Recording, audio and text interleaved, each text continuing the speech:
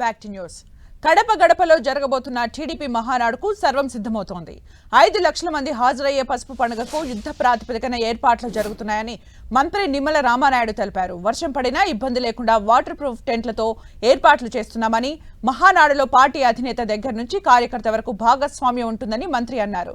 TDP హయాంలో రాయలసీమలో జరిగిన అభివృద్ధిపై మహానాడులో చర్చిస్తామని చెప్తున్న మంత్రి నిమ్మల రామానాయుడుతో మా ప్రతినిధి రవిచంద్ర ఫేస్ టు ఫేస్. మహానాడికి కడపలో అన్ని ఏర్పాట్లు కూడా పూర్తయ్యాయి. మంత్రులంతా కూడా ఒక టీమ్గా ఇక్కడ ఏర్పాటు చేస్తున్నారు. అయితే వర్షం కొంత ఇబ్బందికర పరిస్థితి సృష్టించినప్పుడు కూడా దగ్గరుండి యుద్ధ ప్రాతిపదికన పనులు చేస్తున్నారు. ఇరిగేషన్ మంత్రి రామానాయుడు అయితే దగ్గరుండి రాత్రి నుంచి ఉదయం వరకు కూడా ఇక్కడంతా కూడా యుద్ధ ప్రాతిపదికన పనులు చేస్తున్న పరిస్థితి కనిపిస్తుంది. రేపు ఉదయానికి మొత్తం రెడీ చేసేందుకు ఏర్పాట్లు అయితే చేస్తున్నారు. ఇక్కడ మంత్రి అదేవిధంగా టీడీపీ నేతలంతా కూడా దగ్గరుండి ఏర్పాట్లు చేస్తున్నారు. ఈసారి ఘనంగా కడపపై మొదటిసారి మహానాడుకి సంబంధించిన ఏర్పాట్లన్నీ చాలా స్పీడ్గా జరుగుతున్నాయి.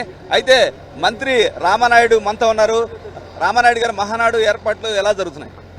మహానాడు ఏర్పాట్లు చాలా యుద్ధ ప్రాతిపదికన. ఎందుకంటే మహానాడు 27, 28, 29 నిర్వహించేటువంటి విషయంలో ఆపరేషన్ సింధూర్ మొన్నటిదాకా ఉద్రిక్త పరిస్థితుల దృష్ట్యా అది పోస్ట్ పోన్మెంటా జరపడం అనేటువంటి నిర్ణయం తీసుకున్న ఆలస్యమైనటువంటి రోజుల్లో 10 రోజుల్లోనే ఇంత పెద్ద ఎత్తున నిర్వహణ జరుగుతుందని అంటే నాకు ఈ రాయలసీమకు సంబంధించిన నాయకులు కూడా చాలా ఇన్వాల్వ్మెంట్ తోటి ఈవేళ కడపలో జరుగుతున్న మహానాడు గతంలో జరిగిన మహానాడుల కంటే కూడా ఘనంగా నిర్వహించుకోవాలనేటువంటి తపన ఆలోచన ఈరోజు రాయలసీమ నాయకుల నుంచి కూడా కనిపిస్తుంది. అందుకే ఇంత మహానాడును కూడా విభిన్నంగా నారా లోకేష్ గారు కూడా ప్లాన్ చేస్తూ ఉన్నారు. గతం కంటే భిన్నంగా ఆలోచించేటువంటి విధంగా ఇంకొక 20-30 సంవత్సరాలు తెలుగుదేశం పార్టీని ముందుకు తీసుకెళ్లేటువంటి విధంగా పార్టీని సంస్థాగతంగా ఏ రకంగా మనం స్ట్రెంగ్తన్ చేయాలనేటువంటి దాని మీద మొదటి రోజు కొన్ని అంశాలను కూడా ఆయన సెలెక్ట్ చేయడం జరిగింది. ఏదైతే తెలుగుదేశం పార్టీ కార్యకర్తని ఏ రకంగా మనం ప్రొటెక్ట్ చేసుకోవాలి, మనలో సగం మహిళలు వాళ్ళకి ఏ రకంగా మనం స్ట్రెంగ్తన్ చేయాలి, యువతకు ఏ రకంగా ఉద్యోగ అవకాశాలు కల్పించాలి, ఈ రకంగా పార్టీని కూడా అటు క్లస్టర్, యూనిట్, బూత్ కమిటీ, 60 ఓట్లకి కుటుంబ సాధికార సారథి ఏ రకంగా స్ట్రక్చర్ ఉందో దాన్ని బలోపేతం చేసుకోవాలి. ఏదైతే స్టేట్లో కొన్ని కాన్స్టిట్యున్సీలు ఎఫెక్టివ్గా పనిచేసి ఎట్లయితే రిజల్ట్ వచ్చిందో అవి మిగిలిన కాన్స్టిట్యున్సీలకి మార్గదర్శకంగా ఉండాలి. ఏ కాన్స్టిట్యున్సీల్లో కానీ ఏ బూతుల్లో కానీ ఓట్లు సంపాదించలేకపోయినా దానికి కారణాలంటే విశ్లేషించుకోవాలనేటువంటి విధంగా మొదటి రోజు సంస్థాగతంగా బహిరంగ సభకి భారీ ఏర్పాటు చేస్తున్నారు. ఎలా జరగబోతుంది బహిరంగ సభ? బహిరంగ సభ ఏర్పాట్లు చూస్తూ ఉంటే ఏ నియోజకవర్గం చూసినా కూడా అనుకున్న దానికంటే కూడా మించి ఆ నియోజకవర్గం నుంచి వచ్చేటువంటి విధంగా ప్రజలు కానీ, కార్యకర్తలు కానీ, నాయకులు కానీ ఉత్సాహంగా ఉన్నటువంటి పరిస్థితి కనిపిస్తోంది.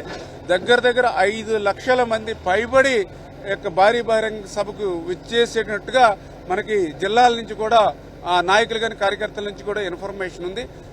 గతంలో జరిగినటువంటి మహానాడుని మించి ఈ కడపలో జరిగేటువంటి మహానాడు జరగబోతోంది. చరిత్రలో చిరస్థాయిగా కడప జిల్లా మహానాడు నిలబడబోతుంది అనేటువంటి విధంగా 3వ రోజు బహిరంగ సభ కూడా జరగబోతుంది. మహానాడుకు సంబంధించిన ఏర్పాట్లన్నీ కూడా పూర్తయ్యాయి. ప్రధానంగా మహానాడులో ఈసారి రాయలసీమకి తెలుగుదేశం పార్టీ చేసిన అభివృద్ధిని మరోసారి గుర్తు చేస్తారు. ఈ ప్రాంతంలో పుట్టిన జగన్మోహన్ రెడ్డి రాయలసీమ బిడ్డ అని చెప్పి రాయలసీమకు తీరని ద్రోహం చేశారని రామానాయుడు చెప్తున్నారు. అయినా కూడా ఇక్కడ కూడా యుద్ధ ప్రాతిపదికన పనులన్నీ కూడా పూర్తి చేస్తున్నారు. రేపు ఉదయానికి ప్రాంగణం మొత్తం కూడా రెడీ అవుతుంది. రేపు చంద్రబాబు 8:30కు ఈ ప్రాంగణానికి చేరుకోబోతున్నారు. ముఖ్యంగా నారా లోకేష్ ఏదైతే కార్యకర్తలు పార్టీ బలోపేతం కోసం 6 సూత్రాలను ప్రతిపాదిస్తున్నారు దాని మీద కీలక చర్చ అయితే రేపు జరగబోతుంది. కెమెరా పర్సన్ రాఘవతో రవిచంద్, 10 టీవీ, కడప మహానాడు ప్రాంగణం నుంచి.